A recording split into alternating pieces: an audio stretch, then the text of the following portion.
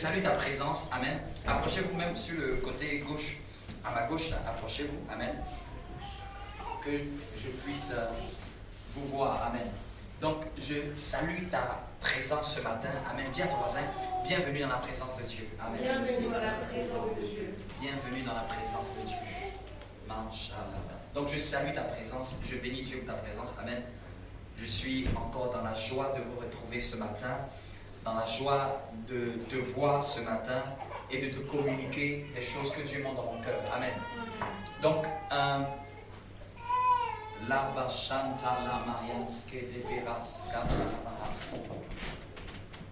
Amen. Donc, on a démarré ce dimanche avec des paroles de sagesse. Le dimanche dernier, avec des paroles de sagesse pour commencer l'année. Amen. Et si c'était c'est un peu le titre de ce que je peux donner à ces paroles, les paroles de sagesse. Pourquoi les sagesses? J'aime beaucoup la sagesse. Parce que c'est la sagesse qui bâtit les choses. Vous me comprenez? Merci Saint-Esprit pour ta sainte onction. Merci pour tes paroles que tu mets dans ma bouche. C'est la sagesse qui permet... Je vais vous donner une différence entre l'intelligence et la sagesse. L'intelligence te permet de régler les problèmes. Amen. Te permet de régler et de faire face à des problèmes, de trouver la solution. Quand on dit quelqu'un intelligent, c'est parce qu'il y a un problème et qu'il faut qu'il trouve une solution. Il y a un dilemme, il y a une circonstance. Et l'intelligence permet de pouvoir décoder, de réfléchir et de trouver la solution. Et souvent, même quand on était à l'école en mathématiques, on mettait un problème. Pour que, quand tu vois un problème, tu puisses utiliser ta matière grise à comprendre quel est le problème qui est à l'intérieur et à partir de tout ce que nous avons appris à l'école, quelle est la solution que je peux apporter. Amen. Donc, Dieu nous a donné l'intelligence. Je prie, même ce matin, je prie que l'intelligence de Dieu soit ton partage. Yes. Donc, Dieu nous a donné l'intelligence divine pour que, lorsque des problèmes vont commencer dans l'année, il y a des problèmes, ce n'est pas nous qui les faisons, c'est des problèmes de la vie. Amen. Ce n'est pas de notre faute. Amen. C'est des problèmes qui se dressent comme nous, comme des examens. Je prie que cette année, quand des examens vont être déposés dans n'importe quel domaine, que tu puisses user de l'intelligence de Dieu et trouver des solutions. Quelqu'un me comprend? C'est comme ça qu'on attaque une année. C'est comme ça qu'on gère une année. Et je le disais, que l'année des enfants de Dieu est toujours favorable. Amen. L'année des enfants de Dieu est toujours favorable. Dès le jour que tu t'es converti, ton année est favorable. Quand il dit favorable, c'est-à-dire que Dieu... Parce que je me base sur quoi? Je me base sur Proverbe, Jérémie 29, verset 11. Je connais les projets que j'ai formés pour vous. Donc si tu demandes à Dieu, quels sont les projets que tu as formés pour moi? Dieu te dit que les projets qu'il a formés pour toi sont les projets de paix. Et non de malheur. Donc il n'y a pas une année malheureuse dans la vie d'un enfant de Dieu.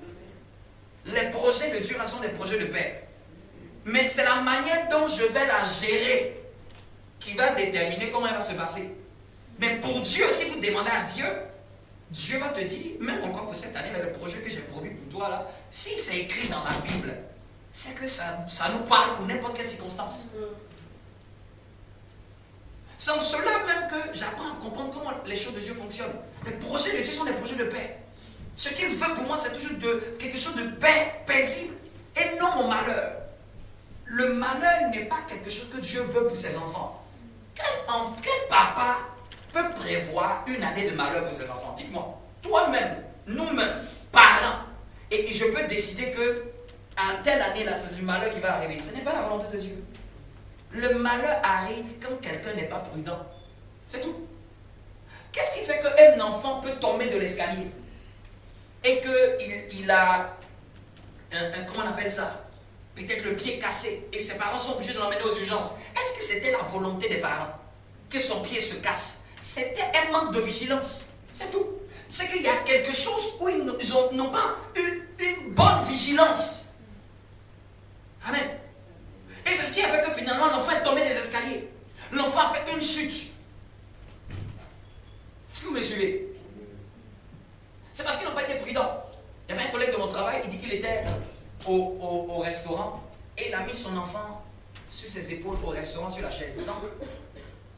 La chaise s'est cassée, lui et l'enfant sont tombés dans le restaurant. Ce jour, ils sont allés aux urgences. Amen. C'est-à-dire que c'est lui qui a provoqué ça. C'est son manque de vigilance. Parce que la chaise a été faite pour une seule personne. Tu as mis un deuxième poids dessus. Non, le fait de ne pas avoir été prudent, là, ça a provoqué des choses. Quelqu'un me comprend? Donc la volonté de Dieu n'est pas un malheur pour ses enfants. Vous me comprenez?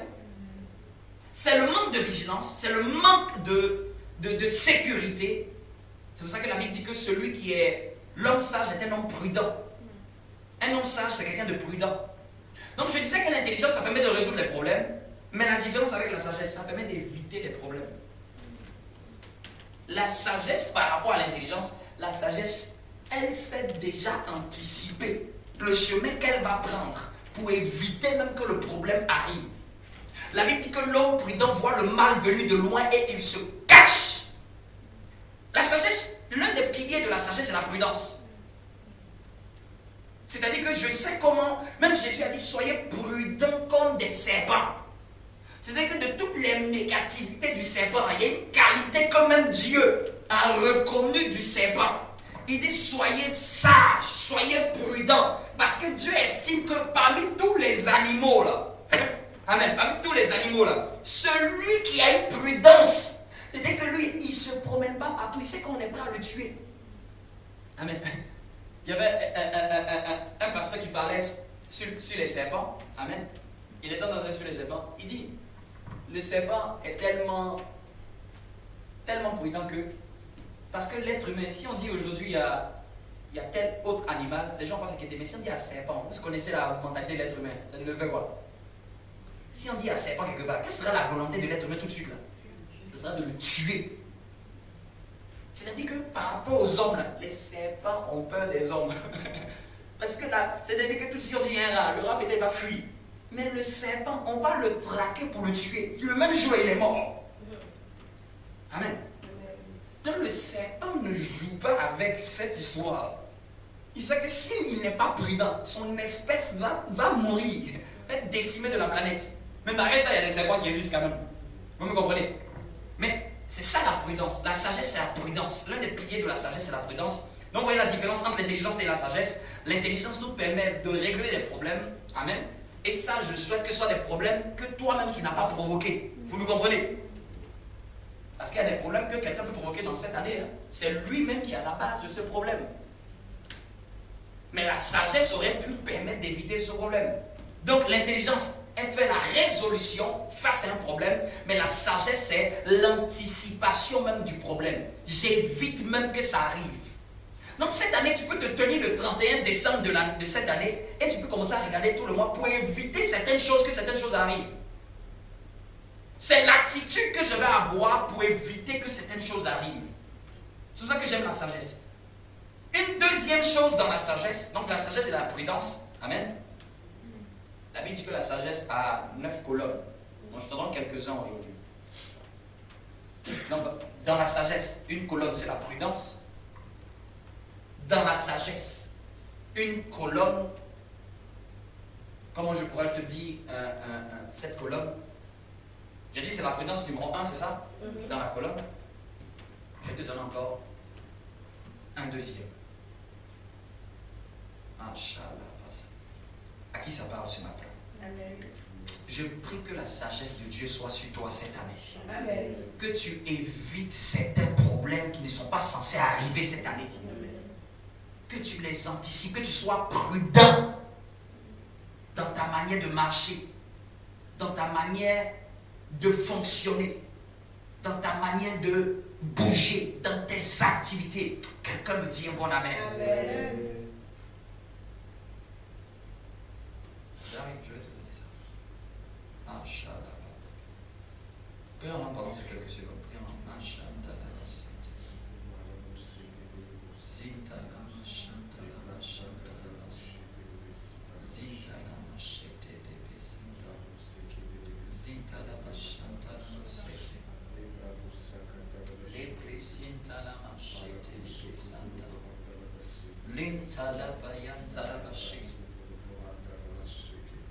Une deuxième chose dans la sagesse, la Bible dit que c'est la sagesse qui bâtit sa maison.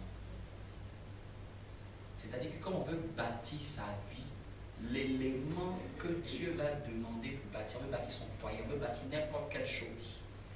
La Bible nous enseigne que c'est la sagesse qui bâtit. Ce n'est pas les envies qui bâtissent une année. J'ai envie de. Ça ne suffit pas. Amen. Et ça, mais tu peux noter cette parole-là. Les envies ne suffisent pas. C'est bien les envies, mais les envies ne suffisent pas pour mener à bout un dessein, un projet. C'est des décisions fermes qui mènent à bout un projet. Ce n'est pas des envies. Vous me comprenez? Ce n'est pas une envie qui mène un projet, mais ce sont des décisions fermes. Okay? Une décision fermement résolue. C'est-à-dire que tes décisions fermes vont dépendre des réalisations. Donc cette année, je prie que tu sois décidé et ferme sur tes décisions au nom de Jésus. Amen. Sinon, tout le monde a envie que quelque chose se passe de cette année. Mais je te dis que je te fais sortir de l'illusion de Blanche-Neige. Les envies ne suffisent pas pour réaliser des choses. J'ai envie, tout le monde a envie. La Bible dit que même le paresseux a envie. Même le paresseux a des envies, mais il ne peut pas les réaliser. C'est ce que la Bible dit. Le paresseux a des désirs, mais il ne peut pas les réaliser. C'est que tout le monde peut avoir des désirs. J'aimerais que cette année, j'aimerais, j'ai envie de, j'ai envie. Lui dis à ton voisin, l'envie c'est bien, mais il faut une décision ferme. Sois décidé que d'être d'avoir seulement des désirs. Les désirs, ce sont des sensations. Ça peut te prendre aujourd'hui d'avoir envie d'eux et puis le mois prochain d'avoir envie. Donc les envies sont instables. Mais maintenant, si ton envie est forte, elle va se convertir en décision. Si vraiment ton envie est forte, elle va se convertir en décision. Amen. Une deuxième colonne de la sagesse, je suis en train de te faire, je suis en train de faire deux en un. Je te parle en même temps de la sagesse, je te donne des paroles de sagesse. C'est la crainte de Dieu. La Bible dit que le commencement même de la sagesse, c'est la crainte de Dieu. C'est-à-dire qu'en cette saison, il faut qu'on abonde en crainte de Dieu. Il faut que je désire la crainte de Dieu. La crainte de Dieu est un état d'esprit. C'est un esprit. La crainte de Dieu, elle est bizarre. C'est comme si ton cœur garde la conscience vraiment de Dieu. Les Anglais se traduisent ça par fear, c'est-à-dire que c'est estimé comme étant une peur. Mais ce n'est pas une peur qui paralyse, mais c'est une peur de révérence. Parce que quand tu dis aux anglophones traduis crainte, chez eux c'est pas, chez eux c'est fear. C'est-à-dire que notre conception quand on a de Dieu, même cette semaine j'ai prié et dit Seigneur, donne-moi un peu plus de crainte de toi. Parce qu'il y a certaines craintes de Dieu, quand tu n'as pas, c'est pour ça que tu fais ce que tu fais. Et c'est pour ça que ce qu'on fait, ce qu'on fait. Mais il y a des craintes de Dieu, quand tu as, tu ne peux pas te permettre de dire certaines choses. Tu ne peux même pas te permettre de penser certaines choses. Vous me comprenez? Et souvent, on peut avoir dans cet esprit de Dieu, il y a l'esprit d'intelligence, l'esprit de discernement, on a l'intelligence, mais la crainte de Dieu, c'est même aussi le fondement d'un enfant de Dieu. Et souvent, il est plus facile que quelqu'un fasse des choses de Dieu, mais il a perdu la crainte de Dieu. Nous devons exceller et désirer que cet esprit-là soit dans notre bagage. Parce que les temps dans lesquels nous sommes, les gens vont manquer de crainte de Dieu. La crainte de Dieu, c'est peu, genre, l'esprit que tu as de qui est Dieu, de quoi il est capable. Dieu est capable à dire à quelqu'un, toi tout de suite là, reviens au ciel. On le voit dans la Bible. Hein? Quelqu'un dit, mon âme, tu es rassasié. Et dans la Bible, Dieu dit, insensé, cette même nuit, ton âme te sera redemandée. C'est-à-dire que si Dieu a laissé ça dans la Bible, c'est que Dieu peut ramener subitement l'âme de quelqu'un. N'a-t-on pas vu des gens qui sont morts d'un coup? Amen. Amen. D'un coup. Non, la crainte de Dieu, c'est un genre de respect et de révérence. Mais ça se cultive. Ça se cultive. Amen. Ça se cultive dans le cœur. Quelqu'un qui veut être sage, c'est quelqu'un qui a la reconnaissance de Dieu. Si vous avez ceux qui ont déjà leurs huiles, ils peuvent déjà l'apporter et le déposer sur l'autel, devant l'autel, pendant que je suis en train de prêcher. Amen. Ceux qui l'ont pas, dimanche encore prochain, je vous donne encore l'opportunité. Mashallah, Bachete, Bera Santa.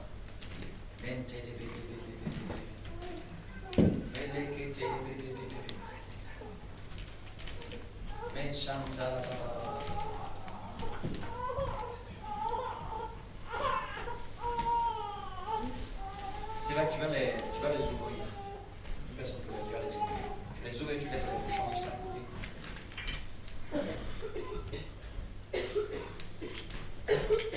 Est-ce que quelqu'un me comprend? La crainte de Dieu, la Bible dit que c'est le commencement. C'est quand quelqu'un veut commencer à être sage, Dieu lui demande. Il faut garder dans ton cœur un respect fort, un respect élevé. C'est-à-dire que tu mesures tes propos, tu mesures tes paroles. Souvent, nous ne craignons pas Dieu. Hein? Et même la crainte de Dieu, là, les Juifs ont tellement cette crainte de Dieu qu'ils ne veulent pas prononcer le nom de Dieu par irrespect. Les choses de Dieu sont sacrées. Même son nom est sacré. Ce qui concerne son nom et son œuvre est sacré. Vous me comprenez? Ce qui concerne son œuvre, sa maison, ses serviteurs sont sacrés. Donc il y a des choses qui peuvent s'attacher à ta vie à la mesure de ta crainte de Dieu. La crainte de Dieu, là, c'est dans le cœur. C'est dans le cœur que ça se manifeste. Dans tes attitudes, dans ton langage, dans ton comportement, dans ta manière d'être, dans ta manière de faire, dans ce que tu ne permets pas. Bien aimé, la crainte de Dieu est telle qu'il y a des choses que tu ne veux même pas entendre. Parce que tu sais que ça va offusquer le nom de Dieu. Il y a des choses auxquelles tu ne voudras même pas participer. Parce que tu sais que Dieu dit, ne vous asseyez pas sur le banc des moqueurs. Psaume chapitre 1er. Tu sais que quelqu'un est en train de dire du n'importe quoi sur quelqu'un d'autre. Tu dis, toi, je quitte ici. Je crie tellement Dieu que je ne vais pas rester à côté de quelqu'un qui est en train d'insulter quelqu'un d'autre. La crainte de Dieu est telle même que tu peux, bien aimé, les amis on les choisit, que tu peux dire, hey, je t'aime bien, mais je ne peux pas être ton ami avec ce genre d'attitude. Parce que je crains Dieu, je ne vais pas mourir avec toi. Dieu est patient, mais Dieu est Dieu. Sa patience ne veut pas dire on ne va pas craindre son nom. Et celui qui est sage, c'est celui qui craint Dieu. Salomon a dû commencer pour dire que pour commencer à être sage, c'est quelqu'un déjà qui doit cultiver la crainte, la révérence, le respect dans tout ce qui va toucher Dieu. La crainte de Dieu est telle que, bien aimé, tu sais même quelqu'un sait Dieu. Quand les gens sont en train de parler des gens des aides de la tu dis, moi, je crains tellement Dieu, de qui suis-je même pour parler contre le serviteur d'autrui? S'il fait bien, s'il fait mal, son Dieu qu'il a appelé est digne de lui-même le juger. Qui suis-je? Quelqu'un est en train de parler même des gens des païens même qui ont réussi. Tu ne sais pas d'où il est. C'est que la crainte fait que tu ne parles même pas contre quelqu'un. Parce que tu sais que Dieu n'aime pas ça. Amen. Tu ne vas même pas parler contre ton chef au travail. Contre lui. De sorte que tu sais que Dieu dit que soyez soumis à toute autorité. Si c'est lui le responsable dans ce travail-là, c'est-à-dire que tu lui dois d'être soumis. C'est tout. C'est ça la crainte de Dieu. Tu vas regarder tes parents. Tu sais qu'il y a certaines choses, on ne fait pas ça contre nos parents. Que tu aimes, que tu n'aimes pas, c'est ton père, c'est ta mère. Tu crains tellement Dieu. C'est le seul commandement où on prolonge la vie de quelqu'un. Honore ton père et ta mère. C'est qu'on honore des gens qui sont l'autorité. Et les jours de ta vie seront prolongés. Donc ça veut dire que si tu déshonores, tes jours de ta vie vont diminuer. Amen. Tu déshonores, les jours de ta vie vont diminuer. C'est le seul conseil où Dieu dit on peut prolonger ta vie. Et ça, c'est la crainte de Dieu. La crainte de Dieu est telle point que la Bible dit que celui Ce verset, je l'aime beaucoup. La Bible dit que celui qui est de Dieu se garde lui-même et le malin ne le touche pas. La crainte de Dieu est telle que même Satan ne peut pas te toucher parce que tu te gardes. Vous me comprenez? Tu veilles sur toi. Tu veilles sur tes paroles, tu veilles sur tes discours, tu veilles sur ton langage, tu veilles sur ton attitude, tu veilles sur ton comportement, tu veilles sur ton entourage, tu veilles. Tu veilles même, comme on a dit la fois dernière, à tes pensées. Dès qu'une pensée vient, tu dis non, pas cette pensée, elle n'est pas de Dieu. Je ne peux pas la cautionner dans mon cœur. Bien aimé, c'est ça la crainte de Dieu, c'est vraiment une révérence. Lot avait tellement cette crainte de Dieu que les anges qui sont venus chez lui, là, ils disent non. Pendant que les gens étaient dans une apostasie sans qui ne peut dire son nom, eux ils disent, ils veulent coucher avec les invités de Job. C'est-à-dire, imaginez l'abomination auquel on est arrivé. Job dit, moi, je crains Dieu, pardonnez, peut-être mes filles, prenez-les, mais pas des gens que j'ai mis sous mon toit. C'est-à-dire que Job comprenait, Lot comprenait que on ne fait pas du mal à un étranger dans sa maison. C'est une malédiction. Vous me comprenez? La crainte de Dieu est telle que même quand l'ange lui a dit de ne pas tourner, sa femme a tourné. Qu'est-ce qui lui est arrivé? Statue de sel. Parce qu'elle n'a pas eu de crainte la parole d'une instruction. Donc je disais que les malheurs n'arrivent que quand quelqu'un n'a pas respecté un ordre divin. Sinon, la volonté de Dieu pour toi, pour cette année, ce n'est pas du malheur, c'est du bonheur. Dis-moi bon amen. Mais c'est quand on sort de la volonté de Dieu qu'il y a quelque chose qui nous mord. Prenez même Israël. Chaque fois qu'Israël a eu des épreuves, c'est à chaque fois qu'ils ont désobéi. Sinon la volonté de Dieu, quand vous lisez les problèmes des Israélites dans le désert, ça n'a jamais été la volonté de Dieu qu'ils les vivent. Mais c'était à cause de leur attitude dans le désert. C'était une réaction d'Israël dans le désert. C'est ce qui a fait qu'à chaque fois, ils étaient des serpents brûlants sont venus les mordre, mais ça n'a pas été la volonté de Dieu.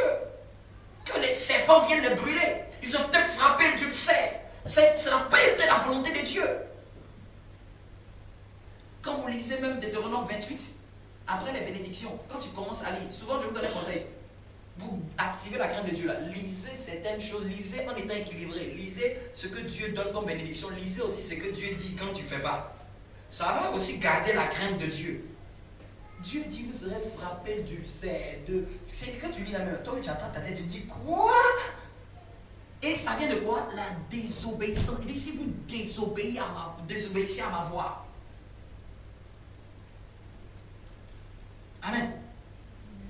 Donc on voit que la malédiction, la négativité, le malheur n'est pas le partage dans le plan de Dieu des enfants de Dieu. On peut connaître des persécutions, mais même dans la persécution, Dieu nous garde. Vous me comprenez? Quand vous lisez par exemple, il dit si tu comment on appelle ça? Tu n'obéis pas à la volonté du Seigneur. Je vais vous lire seulement juste un peu. Pour que vous compreniez que Dieu, il voudrait être honoré, respecté. Il voudrait être honoré, respecté. Quand tu lis même, tu as peur. Il dit, si tu n'obéis point à la voix de l'Éternel ton Dieu, c'est pour activer la crainte dans nos cœurs. Si tu n'obéis pas à la voix, et Deutéronome 28, 15, tu n'obéis point à la voix de l'Éternel ton Dieu, tu n'observes pas et ne mets pas en pratique tous ces commandements, toutes ces lois que je t'ai prescrites, que je te prescris aujourd'hui. Je fais une parenthèse. Après cette série, je vais vous expliquer différentes choses qu'on peut retrouver dans la parole de Dieu. Vous voyez ici, il a parlé de commandements, il a parlé de loi. C'est deux choses différentes. Mais c'est ça que je vous explique une prochaine série.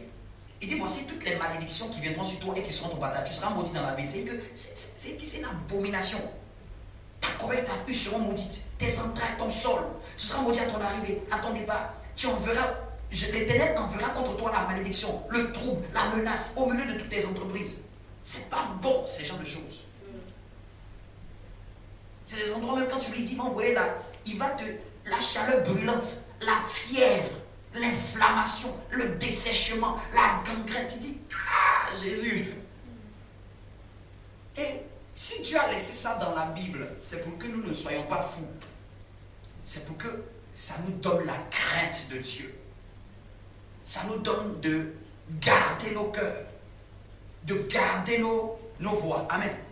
Donc je vous ai donné 2 piliers de sagesse et ça peut t'aider aujourd'hui.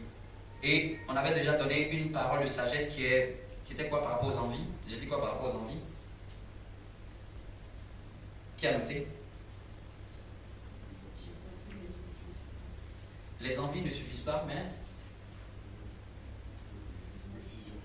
les envies ne suffisent pas cette année. Il faut une décision ferme. Donc que ton année soit excellente, les envies ne suffiront pas. Il faut une décision ferme. Et par exemple, parmi des décisions fermes que je peux te donner encore une deuxième chose à cette année, nous devons chercher à connaître Jésus. La Bible dit dans Jean 17, verset 3, et c'est Jésus qui priait en disant, Jésus prie en disant que la vie éternelle, c'est qu'ils te connaissent, toi, le seul vrai Dieu.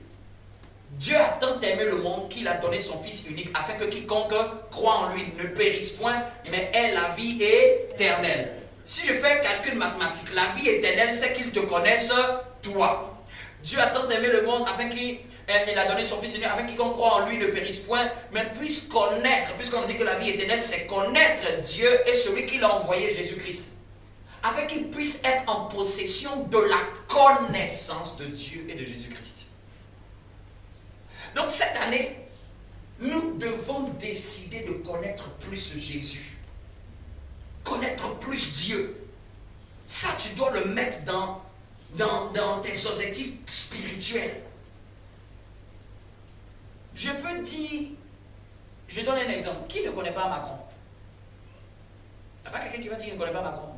Mais on connaît Macron en tant que président, c'est-à-dire que c'est une personnalité publique.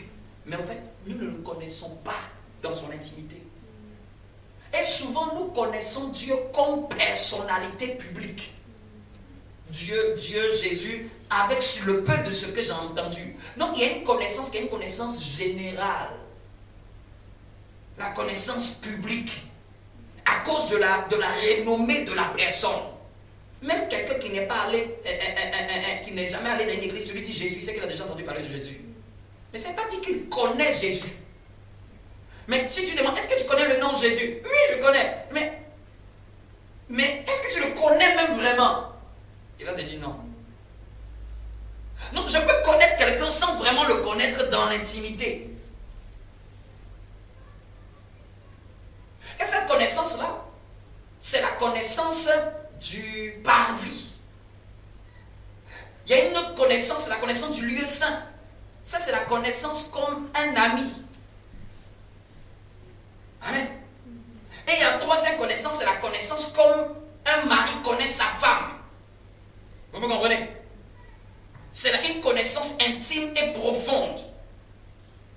La connaissance de Jésus dont je parle là, c'est aller au-delà de toute type de connaissance, à le connaître dans l'intimité. Quelqu'un me suit? Est-ce que quelqu'un me suit? Connaître Jésus-Christ dans l'intimité. Tu peux attacher ce mot-là. Pour que moi, quelqu'un sache c'est dans quoi on parle. Dans l'intimité. Vous connaissez l'intimité de quelqu'un? L'intimité de quelqu'un. Pas la superficialité de quelqu'un. Pas ce qu'il te présente quand tu le vois sortir de la chambre. Il y a ce que vous connaissez de moi, extérieur, sorti. Il y a ce que ma femme connaît de moi, parce qu'elle est dans mon intimité. Donc il y a une connaissance que ma femme a de moi que vous ne connaîtrez jamais. Même si on reste ensemble pendant 40 ans, il y a une connaissance du pasteur que c'est seulement sa femme qui connaît. Donc vous comprenez qu'il y a connaître et il y a connaître. Et Jésus a dit, il veut chercher une épouse. Il ne veut pas chercher des copains. Donc c'est que Jésus est en train de dire, l'église c'est son épouse. Donc Jésus est en train de dire, en tant que mon épouse, tu dois me connaître dans l'intimité. Une épouse qui ne connaît pas son mari dans l'intimité, je doute même qu'elle soit une épouse. Parce que le nom que Dieu donne aux choses détermine la fonction de ces choses. Si Dieu a appelé l'église épouse, c'est que Dieu est en train de dire, tu es censé être dans mon intimité. Tu es censé être la personne, l'église c'est l'ensemble des enfants de Dieu. Vous êtes censé être non pas dans le séjour, non pas dans la cour, mais vous êtes censé entrer dans la chambre. C'est pour ça que quand on prend Matthieu, quand il parle de la prière, il dit que celui qui entre dans le secret, amen, dans sa chambre, ferme la porte. Le Père qui est dans le secret là c'est l'intimité, le voit. Et le verset qui est bien interprété, c'est te rendra publiquement. C'est-à-dire que quand tu vas me connaître dans l'intimité, je vais te le rendre publiquement. Puisque un homme honore sa femme, et puisque la femme est soumise à son homme et est intime à son homme, l'homme, le mari, va l'honorer. Tu ne peux pas connaître Jésus dans l'intimité, il ne va pas t'honorer. Donc tu peux noter ça, connaître plus Jésus, mais dans l'intimité. Amen. Qui peut me dire mon amen? Est-ce que ce point-là, ça te plaît? Est-ce que ça te plaît? Amen. Connaître plus Jésus.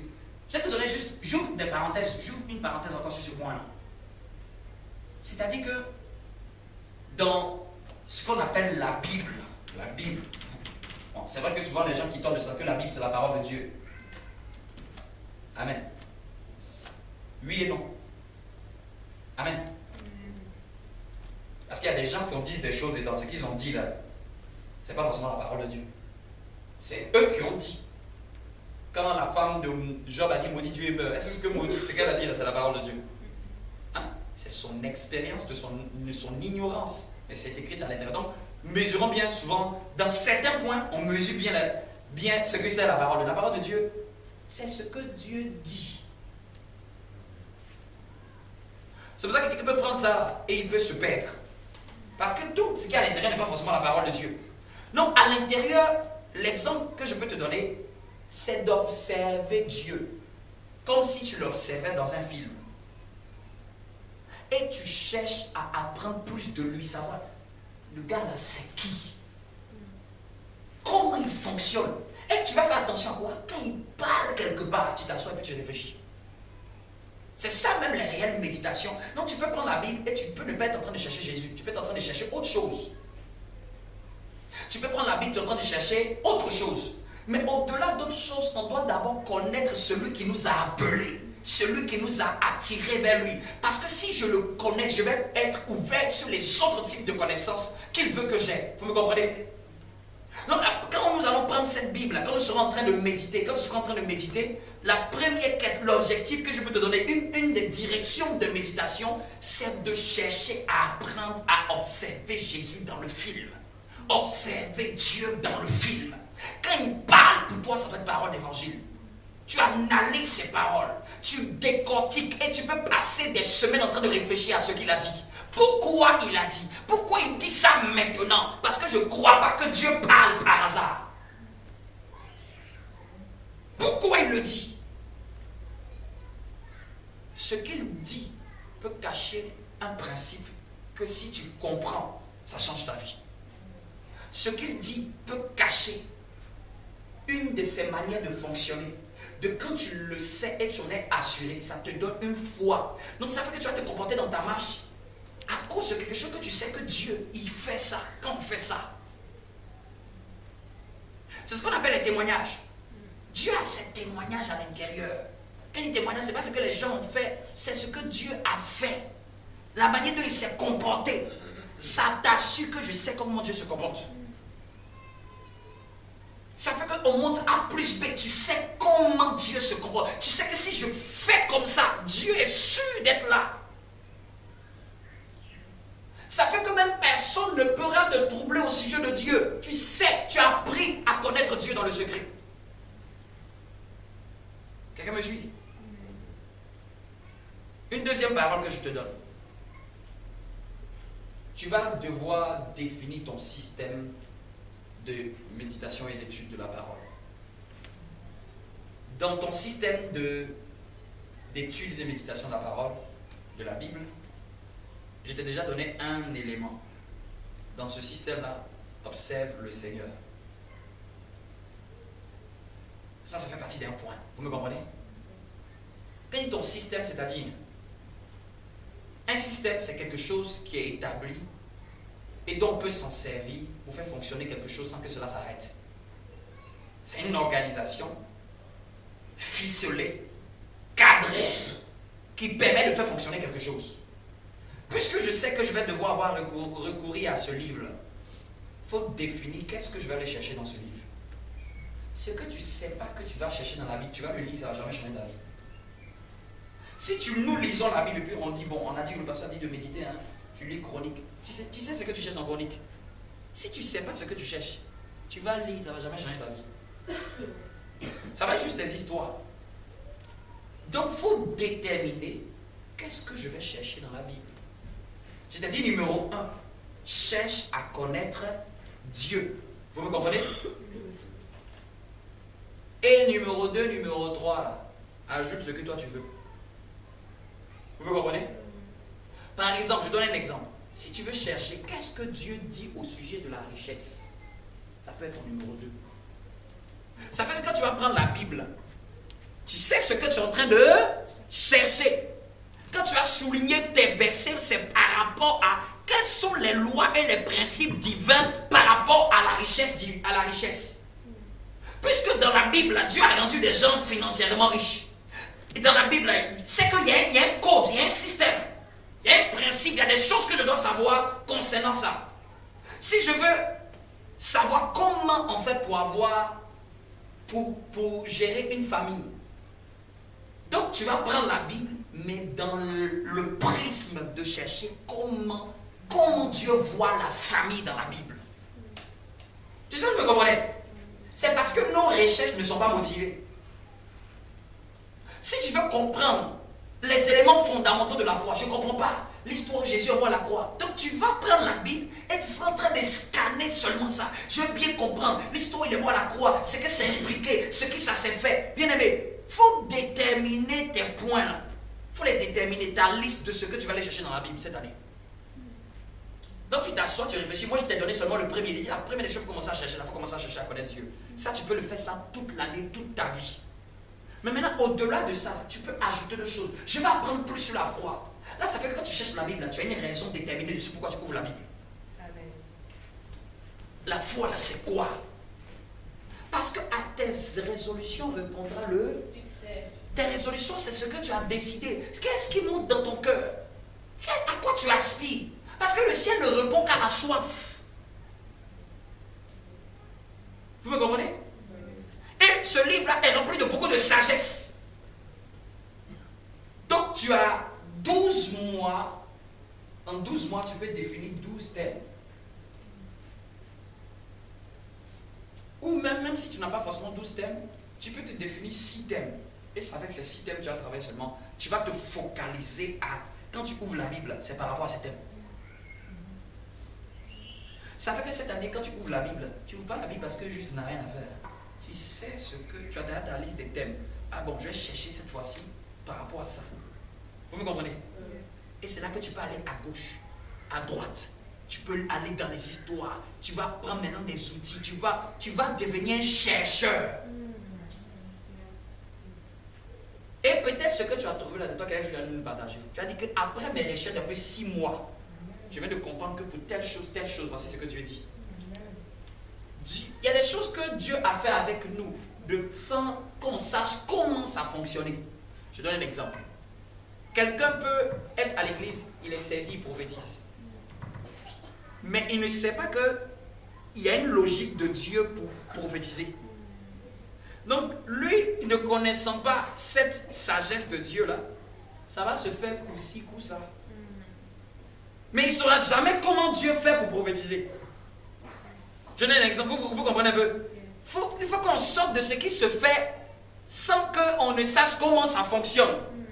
Tu as déjà expérimenté un miracle un jour, non? Qui n'a jamais expérimenté un miracle un jour? Il y a quelqu'un, tout le monde a déjà expérimenté une faveur de Dieu. C'est qu'il y a une manière de faire en sorte que la faveur se manifeste. C'est régi par des principes. Je ne sais pas ce qu'elle me comprend. Tout ce que Dieu fait là est logique. Ça ne peut pas se faire exprès de temps en temps dans ma vie. Quand je grandis, quand je suis enfant, ça peut se faire sans que je sache comment. Mais la différence entre un enfant en Christ et un adulte en Christ, c'est que l'adulte sait sur quel bouton il faut appuyer pour que ça se manifeste. Vous voyez la différence? L'adulte, il sait comment maintenant je dois faire pour que la même chose là se manifeste. Je sais pas si vous me comprenez. Je sais pas si vous me comprenez. Puisque Dieu est sage, il ne peut pas faire les choses au hasard. Ces choses respectent des principes. Pour que ça continue à fonctionner avec moi, c'est que s'il y a quelque chose qu'on fait pour que ça fonctionne. Mais c'est venu et c'est parti. C'est venu et c'est parti. C'est parce que je ne sais pas comment ça fonctionne. Donc je vais aller chercher dans la Bible au sujet de comment faire en sorte que cette chose-là, comprendre comment ça fonctionne, jusqu'à ce que finalement je sache comment l'appliquer à chaque fois que je veux la voir se manifester. Qu'est-ce que quelqu'un avait dit par ça? Donc j'ai dit, tu peux dire 12, tu peux dire 6, tu peux même en avoir 3. Ça dépend de ta foi. Mais je conseille de ne pas avoir beaucoup. Parce que l'année, là, elle est peut-être longue, elle n'est pas longue. Et ça dépend de la profondeur de tes sujets. Tu peux dire, tu peux être en train de chercher dans la Bible, comment on fait pour entrer dans son mariage? J'ai scanné. Seigneur, amène-moi les principes qui permettent à quelqu'un d'entrer dans cette grâce. Parce qu'on prie, mais est-ce que tu connais le fonctionnement? Prier, là, c'est demander la main de Dieu. Mais je vous dis, dans certains cas, c'est de mieux connaître comment ça fonctionne. Et quand tu l'additionnes à la prière, ça a plus de résultats. Prier, c'est comme conduire. Mais il faut que je comprenne le code pour cette bonne conduite-là. Tu me comprends? Et c'est ça la sagesse que je donne enseigner. Et c'est ça qui fait qu'un chrétien est équilibré. Sinon, le olé, Jésus, moi, la croix, le machin, là. Ça, c'est. À un moment, tu as fait ça, tu vas sauter, tu vas t'asseoir. Il faut que maintenant tu deviens chercheur. Un chrétien chercheur. Tu pouvez noter ça. Cette année-là, deviens un chrétien chercheur des choses de Dieu. Chaque chose que Dieu a faite là, elle repose sur des principes. Pour que la terre fonctionne, là, la terre qui n'est même pas spirituelle, pour que la terre fonctionne, est-ce que vous savez qu'elle respecte des principes? Elle doit tourner autour du soleil à une certaine vitesse. Si elle tourne un peu plus ou un peu moins, la terre se désintègre. Elle quitte son orbite. Elle tourne sur elle-même la rotation et elle tourne autour du soleil. Elle fait ça pendant 365 jours, un quart. Et par exemple, cette année, c'est une année bissextile. Amen. C'est l'année où on va voir les 1 quart là multiplié par 4, ça fait un jour. C'est pour ça qu'on a le 29 février cette année. Donc, c'est-à-dire que même ce ordre-là respecte un principe divin. Pour qu'il y ait la lumière et une nuit, une lumière et une nuit, Dieu a établi une règle qui fonctionne sans lui. Aujourd'hui, si tu prends une graine d'arachide et tu la plantes, tu n'as pas besoin de Dieu pour que ça pousse. C'est juste parce que tu connais le principe, il faut prendre la graine, mettre dans la terre. Au fait, ce que je veux dire, au fait que grandissons dans le cas où maintenant je sais comment ça fonctionne. J'obtiens, et ça c'est dans les Écritures. Il y a des parties dans les Écritures, là, je vous dis c'est caché. C'est écrit comme ça, mais c'est caché. Si tu lis ça juste et puis tu t'es pas trop arrêté dessus, tu ne vas pas savoir. Dans la parole de Dieu, il y a les lois de Dieu.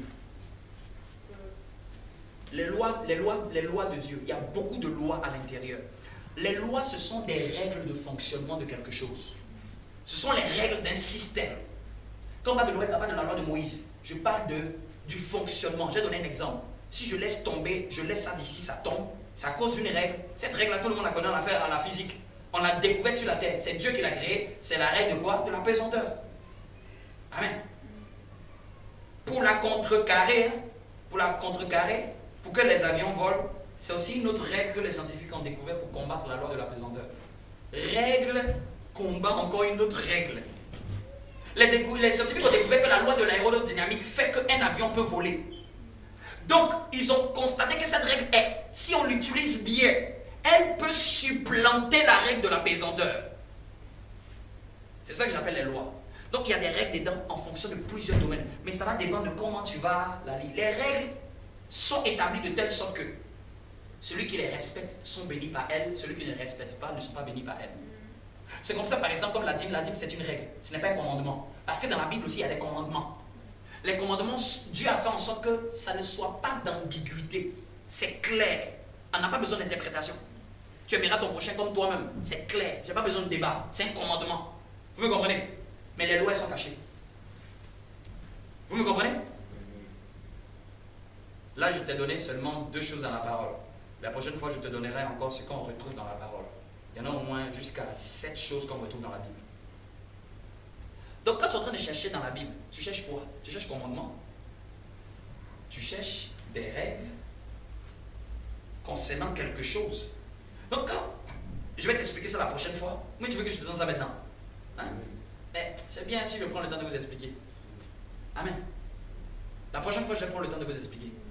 Mais aujourd'hui, je vous ai donné au moins 2 choses qu'on peut retrouver dans la parole. Il n'y en a pas que ça. Commandement et les commandements de parenthèse. Dieu a fait en sorte que les commandements soient connus de tous sans ambiguïté. Un commandement, c'est un ordre. Mais une règle, c'est par rapport à un domaine. Là, par exemple, par la physique, j'ai donné un exemple. Et j'ai dit, par exemple, la dîme, les gens ne peuvent ne pas la comprendre, mais la dîme est une règle, ce n'est pas un commandement. C'est que ce n'est pas une obligation. Celui qui ne la fait pas, c'est son problème. Celui qui l'a fait, lui, il va avoir les bénéfices de cette règle qu'il suit. Quelqu'un me suit? Est-ce que ça va? Dis-moi un bon amen. Donc, je reprends. Planifier ton système d'études et de méditation. Sur ces 12 mois. Tu vas étudier quoi? Je t'ai déjà donné le premier axe d'étude. Étudie et cherchons à connaître Dieu. Donc, une fois qu'on finit on met ça comme étant une étude. Et j'ai dit, tu vas... Quand je dis connaître Dieu, là, c'est-à-dire que de Genèse jusqu'à Apocalypse, c'est Dieu que tu regardes dans le film. Tu analyses. Ça, et connaître Dieu, là, c'est pas en une année. Ça va te prendre toute ta vie chrétienne. Vous me comprenez? Mais pour cette année-là, tu cherches à connaître un peu plus Dieu. Vous me comprenez? Et j'ai dit, tu le mets dans ta planification et tu peux maintenant ajouter d'autres choses que tu veux. Qu'est-ce que cette année-là tu désires? Tu veux voir quoi? Que tu vas aller chercher dans la Bible pour savoir comment ça fonctionne. Comment ça marche? Quelle sagesse de Dieu je peux obtenir à ce sujet? Tu veux apprendre sur la foi cette année? Cette année, tu as tiré peut-être sur la foi. Cette année, mets ça dans ton objectif. Et quand tu vas lire la Bible, là, au moins tu ne seras pas perdu. Vous me comprenez? Il y a lire la Bible, mais il y a apprendre de la Bible. Tu peux lire la Bible en audio, tu es en train de juste t'édifier, te mettre dans une bonne atmosphère. Mais il y a apprendre de la Bible. Et apprendre de la Bible, il faut que je sache ce que je veux apprendre dessus. Parce que c'est un gros livre, c'est rempli de beaucoup de choses. Il y a des histoires même d'un peuple, même souvent, tu sais même pas, nous-mêmes on parle même pas cette langue. Donc il y a plein d'histoires, même dans la Bible il y a la coutume des gens, c'est la coutume du peuple juif à l'intérieur. Donc si tu te fatigues à aller t'asseoir en train de chercher à observer la coutume de quelqu'un, tu peux être en train de perdre ton temps pour rien. Tu sens de vouloir apprendre plus sur la croix, ça peut être un thème. Tu sens de vouloir apprendre plus sur la sagesse, ça peut être un thème. Mais en fait, dans le royaume des cieux, comme j'ai dit dimanche dernier, c'est servi, c'est toi qui décides ce que tu vas aller prendre. C'est ta foi qui se lève pour aller prendre des choses. C'est un menu, c'est un buffet. Tout y est. Mais tu ne peux pas tout manger à tout moment. Il faut savoir. Ça, c'est la loco que cette année-là, je vais chercher dedans. Vous voyez un peu mon exemple, hein? Voyez un peu. Donc quand tu viens sur un buffet là, on te dit ça, tu dis non, merci. Et puis tu es attiré par ça. Regarde ce par quoi tu es attiré. Les choses par lesquelles Dieu t'attire. Ce sont des révélations, des choses que Dieu t'amène à chercher à bien étudier. Oui. Dieu fonctionne par un principe qui est, pour qu'il puisse t'enseigner plus sur un sujet, il crée ce qu'on appelle l'attraction. Moïse était attiré par la grande vision. Chaque fois que Dieu veut te parler, il t'attire sur un sujet. Ouais. C'est aussi un principe, même ça, c'est dans la Bible qu'on apprend que c'est comme ça que Dieu fonctionne. Quand Dieu veut te parler plus sur un sujet, il fait en sorte que le sujet là t'attire. Tu as une attraction particulière pour ce sujet-là. Ça t'attire, mais tu ne comprends pas pourquoi. Tu es attiré par ce genre de thématique. Regarde les thématiques par lesquelles tu es plus attiré dans ta vie chrétienne. C'est les thématiques que Dieu veut que tu en saches le plus. C'est les thématiques que Dieu veut que tu étudies. Parce que plus tu vas te focaliser dessus, Dieu va plus te parler, t'enseigner.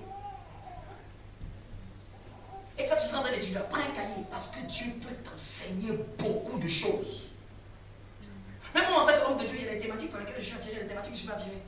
Parce que chacun n'a pas les mêmes. En fonction de la mission, il y a des choses qui vont t'attirer. Amen. J'ai parlé par exemple de la famille, c'est une prophétie. Tu vas être attiré. Tu sais pas pourquoi tu es attiré par les valeurs de la famille. Tu es attiré par les valeurs de la famille. C'est que va étudier comment bâtir une famille solide. Comment une famille quelle est la pensée de Dieu par rapport à la famille? Quels sont les principes qu'il faut établir dans une famille pour qu'elle fonctionne? Parce que c'est les principes qui ne sont pas respectés qui font que la famille se détruit, se disloque. Parce qu'on parle de famille, déjà, je te dis, on parle déjà des parents, on parle des enfants. C'est tout un ensemble. Et c'est régi sur un principe. Vous me suivez? Tu veux encore d'autres paroles? Amen. Tiens, est-ce que tu veux encore qu'il te donne d'autres paroles de sagesse?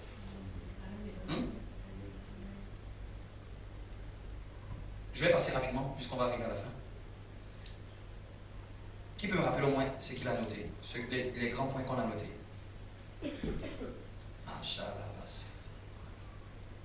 C'est qu'on va aller chercher Dieu, reconnaître à la dimension de l'épouse. Oui, mais dis intimité, parce que pour ça, c'est que seulement avec enseigner que ça parle. Oui, chercher Dieu, chercher à connaître Dieu, Jésus-Christ, à la dimension de l'intimité.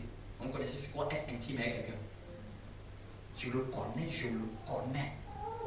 Quoi d'autre? Cultiver la sagesse de la prudence afin d'éviter certains problèmes qui n'étaient pas destinés. Voilà. Soyez prudent cette année aussi. Prudent, c'est-à-dire que ça où tu mets les pieds, où ça où tu vas. Prudent aussi, c'est aussi cacher sa vie en Christ par la prière. Donc cette année aussi, tu peux noter, cette année, il faut organiser bien ta vie de prière. Réorganise bien ta vie de prière. Celui qui prie, il est prudent. Celui qui prie, il est prudent. Réorganise ta vie de prière, car celui qui prie est prudent. Quand tu vois quelqu'un qui prie, je vous dis, il est très prudent. Il sait que le malheur peut venir à n'importe quel moment. Quoi d'autre? Cultiver la crainte de Dieu dans notre cœur, dans nos actions, dans nos paroles. La crainte de Dieu, c'est aussi important. Quoi d'autre encore? Qui est béni? Qui est béni? Si tu es béni, crève les dents. Est-ce que tu es béni? Amen. Amen. Donc, vous voyez, là par exemple, je ne suis pas venu je suis venu te donner la sagesse. Pour que cette année-là, tu profites d'elle au maximum. Je prie, lève la main. Je prie que cette année, tu en tires le meilleur parti au nom de Jésus-Christ de Nazareth. Je prie que Dieu te donne la sagesse de tirer, de profiter des meilleures choses de cette année, des meilleures opportunités, de ne pas rater un temps, une saison. Je le déclare au nom de Jésus-Christ de Nazareth pour nos vies. Que janvier là ne passe pas sans que tu voies à l'intérieur. Que janvier là ne passe pas sans que tu aies accompli un peu plus. Là on est déjà le 15 demain. Que les 15, c'est-à-dire qu'avant la fin de janvier, là, il faut que tu te dises, j'ai bien profité de janvier, j'ai bien utilisé janvier. J'ai fait des choses en janvier que je ne regrette pas, que je sais que ça me serait profitable. Parce que le temps passe vite, hein. Le temps passe vite. Nos âges augmentent.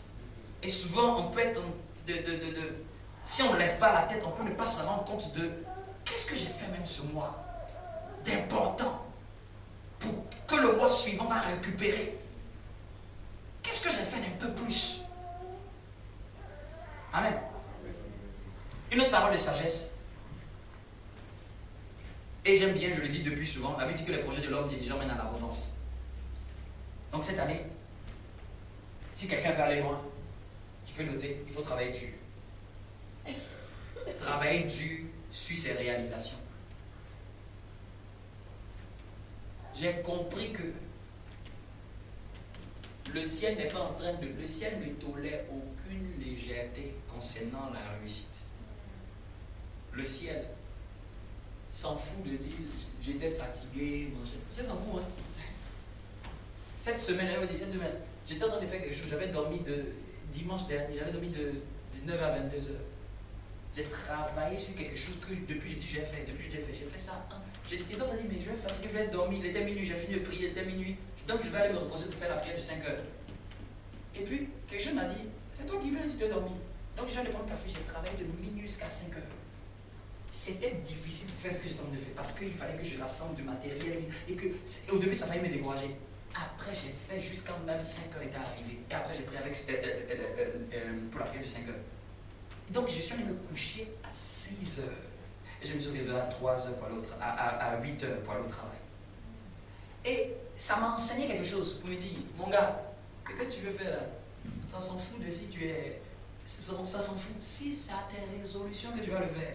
Il dit, et la parole me disait, tu vois ce que tu vas faire? C'est comme ça en faire quand on va aller loin. C'est-à-dire que tu vas sacrifier même un confort. C'est inconfortable à quelqu'un de dormir 2 heures. Donc quand j'étais même l'après-midi au travail, je dis, mais je suis un peu fatigué. Mais je sentais que c'est ça la croix. Quand tu veux produire quelque chose de grand là, c'est-à-dire que tu vas devoir travailler un peu plus dur. Travailler dur là, l'être humain n'aime pas ça. Mais c'est le prix de ceux qui vont loin. On disait même que Elon Musk, qu'il est milliardaire, il ne dort pas plus de 4 heures. Quelqu'un va venir le critiquer. Parce que lui aussi, il est diligent dans ce qu'il fait. Même s'il est païen, il est diligent dans ce qu'il fait. Tiens-toi debout. Donc, travaille dur pour accomplir ses réalisations. Travaille dur. Travailler dur, c'est-à-dire que c'est travailler en payant le prix qu'il faut. En payant le prix qu'il faut. En payant le prix qu'il faut. Chaque chose qu'on veut réaliser a son prix. En termes de temps. En termes de concentration. Si ce que je veux réaliser, je n'ai pas payé le prix du temps, le prix de concentration, le prix de la privation, cette chose aura du mal à se réaliser. Même quand tu veux que Dieu réalise des choses pour toi, que tu vas te mettre à prier, ça te coûte quoi? Ça te coûte du temps. Ça te coûte des jeûnes. Au fait, il n'y a rien qui est gratuit au ciel. C'est le salut seulement qui a été rendu. C'est le salut qui a été seulement rendu gratuit. Sinon, tout le reste, là, c'est quoi? C'est payant. Payant, c'est pas avec l'argent. C'est payant aussi avec la sueur de notre front. Même cette année, si tu veux exceller professionnellement, ça va dépendre du temps que tu vas te concentrer sur ton travail. Quand tu vas commencer à faire un peu plus que même tes collègues, ça va te prédestiner à prendre un futur poste élevé. C'est comme ça. Quand tu vas décider de te former un peu plus que les gens avec qui tu es, c'est ce qui va te prédestiner à ce que tu peux répondre à certaines annonces. Vous voyez un peu ce que je veux dire? Personne ne monte sans payer le prix qu'il faut pour monter. Je déclare que cette année, que nous puissions garder notre objectif et donner la monnaie d'échange dans le travail qui est rattaché à cela au nom de Jésus. J'aime les slogans, mais ce n'est pas les slogans qui bâtissent une vie. C'est l'action qui bâtit une vie. L'action jusqu'au bout. Quelqu'un peut commencer et s'arrêter. Mais c'est l'action jusqu'à ce que je voie qui bâtit une vie. Amen. Donc quittons les rêveries et entrons dans la concentration et dans l'action des choses que nous voulons pour nos vies. Sois déterminé embrasé pour quelque chose cette année. Donne-toi les moyens et ne laisse rien venir t'empêcher de pouvoir atteindre. Même Satan ne peut pas empêcher celui qui est décidé. Je vous ai dit la fois dernière, même la tour de Babel, Dieu dit, on ne peut même pas détruire ce projet. Parce qu'ils étaient tellement concentrés sur ce projet. Tellement sur ce projet. Quand même Dieu dit, je suis obligé de changer. Dieu dit, je ne vais pas annuler le projet. Je ne peux pas annuler. Je vais juste changer leur langage. Pour que finalement, quand il va dire, ah, l'autre ne comprend pas. Et que finalement, on dit, bon, toi et moi, on ne se comprend pas. On est obligé d'aller chacun où on se comprend. Dieu a dû faire cette sagesse-là pour briser le projet. Parce que Dieu lui m'a témoigné. Ce projet-là, ils sont trop unis pour l'arrêter. Imagine un projet diabolique, même Dieu témoigne. On ne peut pas l'arrêter. Ça veut dire, quand je suis focalisé, déterminé, je suis un dans le même esprit, avec quelqu'un pour faire quelque chose, même Satan ne peut pas m'arrêter. Lève la main que je te bénisse. Je déclare que cette année, mets la main. Je déclare que cette année, tu sois concentré. Je déclare que cette année, tu ne sois pas éparpillé. Je déclare que cette année, tu sois focalisé sur tes objectifs. Je déclare que cette année, tu fasses un peu plus que 2023. Tu récoltes un peu plus que 2023. Tu moissonnes un peu plus que 2023. Je déclare que cette année, la sagesse soit ton partage. La crainte de Dieu soit ton partage. La prudence dans tes actions soit ton partage. Je déclare que cette année, tu passes à l'action, que tu travailles pour mener à bien tes réalisations. Je déclare que cette année, rien ne t'empêche d'accomplir ce que tu as résolu dans ton cœur. Je déclare que cette année, ta vision soit claire au nom de Jésus. Mets la main sur les yeux. Je déclare que cette année, ta vision soit claire. Ta vision soit claire. Que tu ne sois pas aveugle, ni la nuit, ni le jour. Que tes yeux soient ouverts cette année. Que tu voies ce qui se cache. Que tu répètes d'avance ce qui se fasse. Que tu discernes les choses au nom de Jésus-Christ de Nazareth. Acclame Dieu si tu étais béni.